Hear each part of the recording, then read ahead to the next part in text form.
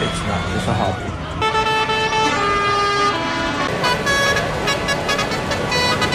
The countryside came to London today for a rally by thousands of farmers against the government's inheritance tax. Nearly 15,000. Good day, Britain. Put down your tea and check your fences, because the heart of the British countryside just drove a convoy of fury straight into the throat of Westminster.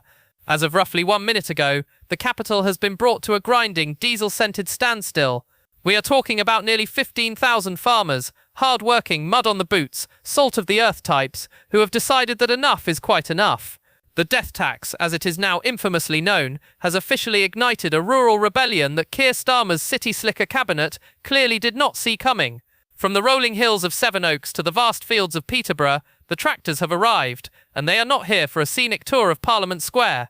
They are here to fight for the very survival of the British family farm. Quick favour, if you are loving this, hit that subscribe button. Over 92% of viewers have not yet. It is free, takes a second and means the world to us. Thanks. If you did. Now back to the show. Thank you very much indeed, Prime Minister. Cat Smith MP. Thank you, Chair. Prime Minister, you've repeatedly said that the economic mission of this government is to be on the side of working people. Is that still your position? Yes. Yes. And The atmosphere in Whitehall right now is thick enough to cut with a combine harvester.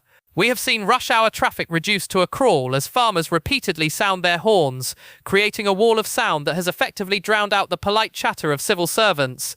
The Metropolitan Police are standing by, looking about as comfortable as a cat in a dog kennel, watching as the tractors line the streets. We are hearing reports of several arrests already as the Met attempts to enforce conditions on the protest, basically trying to tell a man who handles a 5-ton machine for a living where he can and cannot park.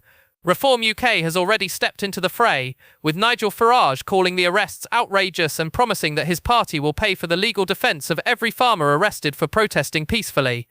It is a bold move that has effectively turned this protest into a political firestorm, with Farage using the chaos to hammer another nail into the coffin of Starmer's rapidly sinking popularity. I'm here with a large Clacton contingent today. We've got a Clacton contingent here, and all representing your typical family farm. And these are 250, 300 acre farms. They make very little money out of them at the moment, and yet the land values have been massively inflated. Because, to be fair, a lot of billionaires have bought up farmland as a way of avoiding IHT. The problem with what the government's done is your smallholder will survive. Someone who's got 10 acres and has got a few sheep and does a few vegetables, they'll survive. The giant agribusinesses will survive. It's those in the middle that have tended the countryside. In the case of some families for centuries, they're going to face the £1 million sieve, why the countryside is bleeding.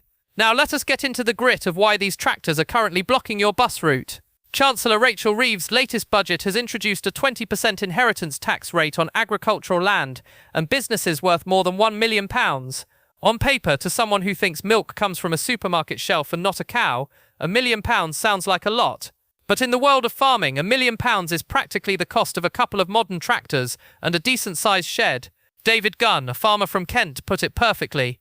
Inheritance tax is going to cripple the small family farmers. These people are asset-rich but cash-poor.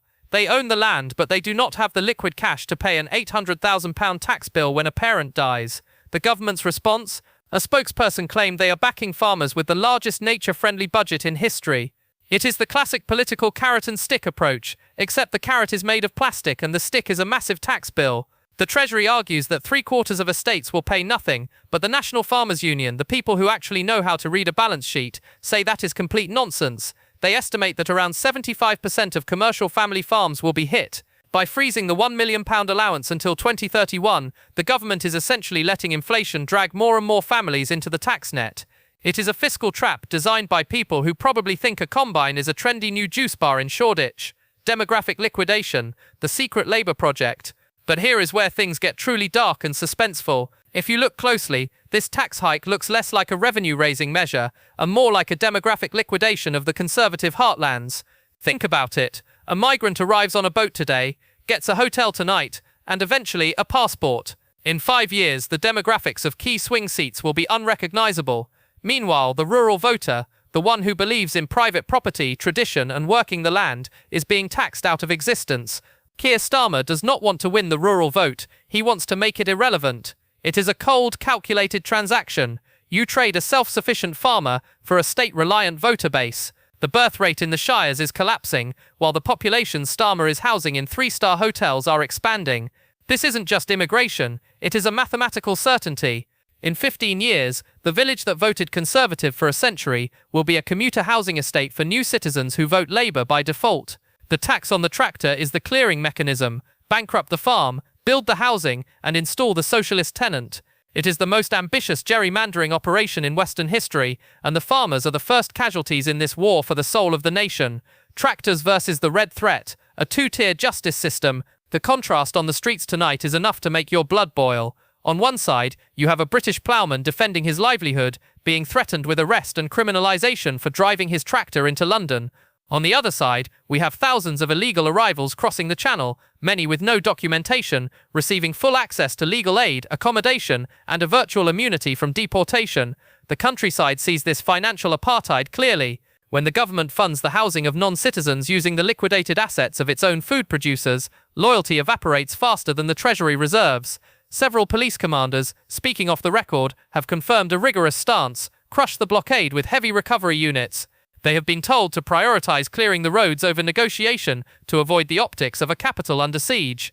It is the operational handbook of a state that picks its battles based on political correctness. They do not lack the equipment to move the tractors, they lack the moral authority.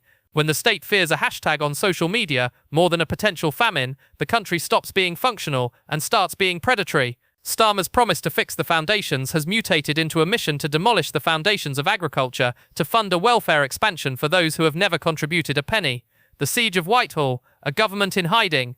As the night draws in, London has become a ghost town of empty desks. Commuters have realised that no train or bus can breach the iron ring of tractors. The smell of expensive coffee in Mayfair has been replaced by the scent of diesel and damp soil. Officers are reduced to directing foot traffic, acknowledging that their authority ends where the tractor tyres begin.